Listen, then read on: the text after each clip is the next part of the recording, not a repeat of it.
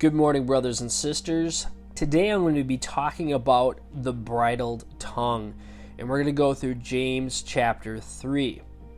From the very beginning of the book of James, he stresses the importance of our speech as Christians. James 1 verse 19, "This you know, my beloved brethren, but everyone must be quick to hear, slow to speak, and slow to anger." James 1 verse 26, "If anyone thinks himself to be religious and yet does not bridle his tongue, but deceives his own heart, this man's religion is worthless." James insists that a living faith must demonstrate its vitality by exercising control over the tongue. In James chapter 2, he insisted that a living faith must reveal itself in works. In chapter 3, this demand for a productive faith is continued, but with a difference. James insists that a living faith also must produce an inward result, the development of self-control. And this power of self-control is tested most readily in the matter of controlling the tongue. James agrees with Jesus in Matthew 12 that a man's words are the revelation of his character. As the organ of speech, a man's use of his tongue provides a ready revelation of his inner nature. For out of the overflow of the heart, the mouth speaks. Matthew 12, verse 34. No other section of the Bible speaks with greater clarity and impact on the potential destructive power of our words. We might summarize this powerful passage in the form of a question.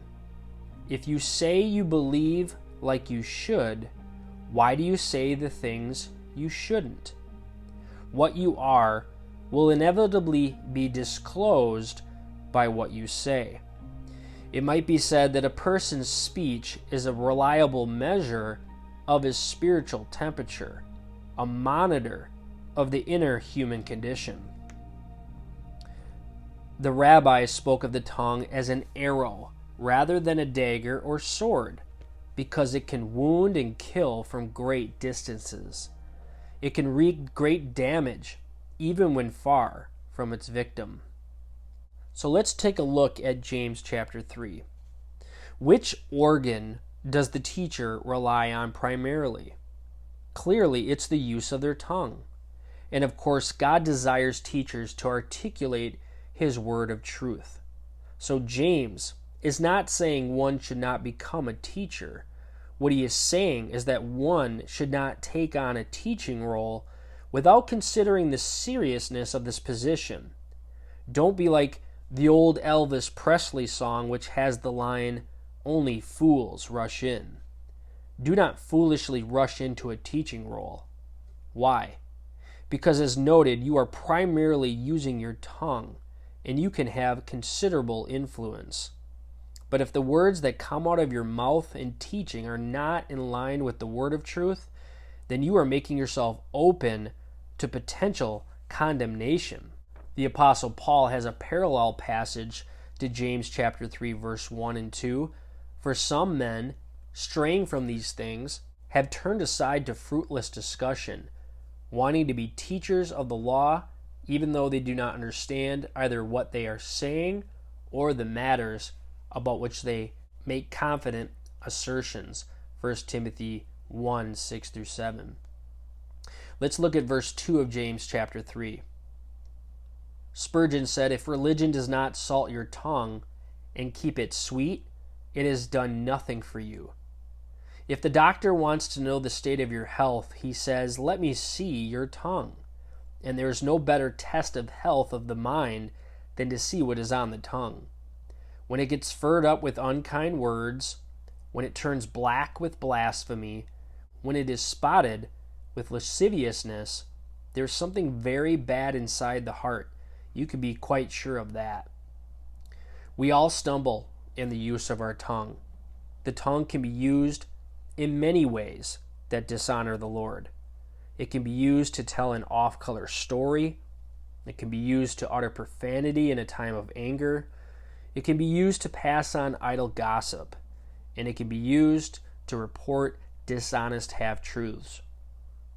So the question I want to pose for you is, has anyone been affected by the misuse of the tongue, whether in a church, a family, or the workplace?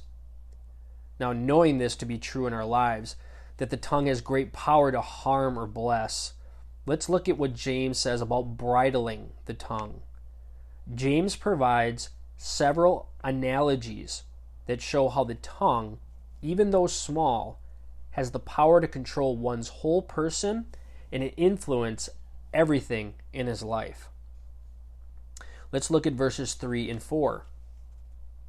One of the first things that happens when a man is really filled with the Spirit is not that he speaks with tongues, but that he learns to hold the one tongue he already has. J. Sidlode Baxler. Words are our thoughts going public. A small bit in the mouth controls a strong horse. A small rudder turns a large ship. Even so, if we have control over our tongue, it is an indication that we have control over ourselves. Whoever can control the tongue can bridle the whole body. James 3, verse 5 and 6. James gives a third picture of the tongue, comparing it to how a small fire produces a big flame.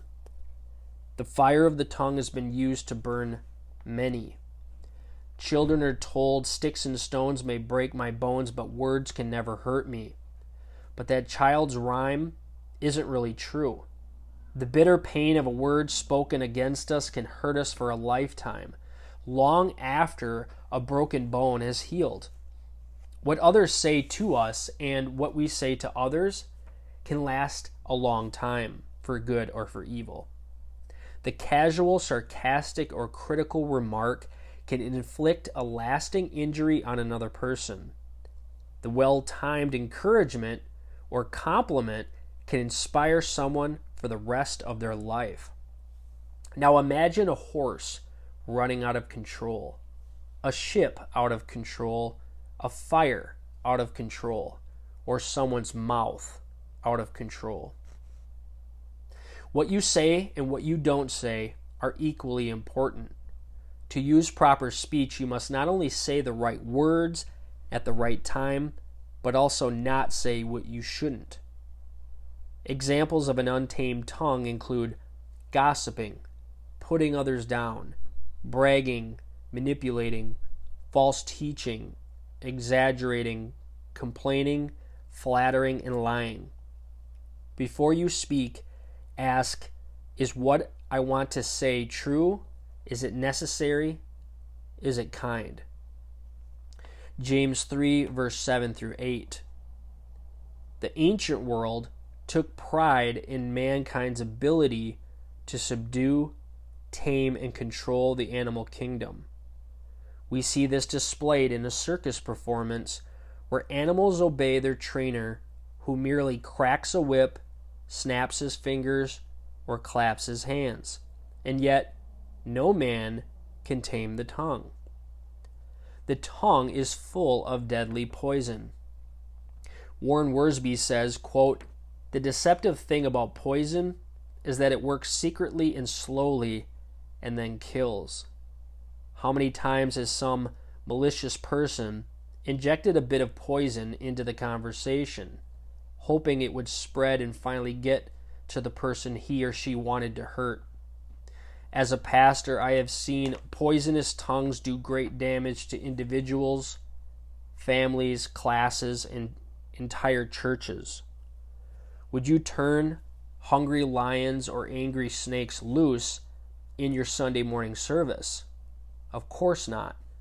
But unruly tongues accomplish the same results. As humans, we can communicate with one another with words, something animals cannot do. We need to guard our lips, making David's prayer in Psalm 19, verse 14, our daily prayer. Let the words of my mouth and the meditation of my heart be acceptable in your sight, O Lord, my strength and my Redeemer. James 3, verse 9 and 10. Jewish Christians were perpetuating the beautiful old Hebrew custom of saying, "Blessed be he," after each utterance of God's name, so that their worship times were continually punctuated by choruses of praise. Yet these same people, with the blessing still on their lips, would sometimes, after leaving worship, actually curse someone who had angered them. This was a shameful sin, and James would not tolerate it. The psalmist describes this as a forked tongue. They have counseled only to thrust him down from his high position. They delight in falsehood. They bless with their mouth, but inwardly they curse. Psalm 62, verse 4. And lastly, James 3, 11 and 12. After a long Sunday morning service, a family sat down to eat lunch. The father bowed his head and led the children in the blessing. He thanked the Lord for the food, for the day, and for their home. Shortly after saying amen, he proceeded to fuss about the preacher, the church, and his job. Nothing but complaints poured from his lips. Following all that, his little daughter tapped him on the shoulder and said, "Daddy, did God hear you when you said the blessing?" Switching to theological authority, Dad answered, "Yes, darling, he did." "Well," asked his daughter, "did God hear you when you fussed right after you prayed?" "Well, yes, honey, I suppose he did." "Then, Daddy," she said, "which one did God believe?" Of course, the answer is both, because both reveal the real condition of the heart. We all have been guilty of blessing and cursing. Peter confessed that Jesus was the Christ, the Son of the living God. But while his Lord was on trial before the high priest, he began to curse and swear, "I do not know the man." And immediately a rooster crowed, and Peter remembered the word which Jesus had said, "Before a rooster crows, you will deny me 3 times." And he went out and wept bitterly. So think of your heart as a fountain and examine your own heart by examining what comes out of your mouth. When we are filled with the Spirit and under His control, our speech will most likely be fresh water, that which honors God. But if we do not heed Paul's command to not let sin reign in your mortal body so that you obey its lusts, then we are giving our fallen, sinful flesh an opportunity from which to spew forth bitter water. In summary, small and influential, the tongue must be controlled. Satanic and infectious, the tongue must be corralled. And salty and inconsistent, the tongue must be cleansed. God bless.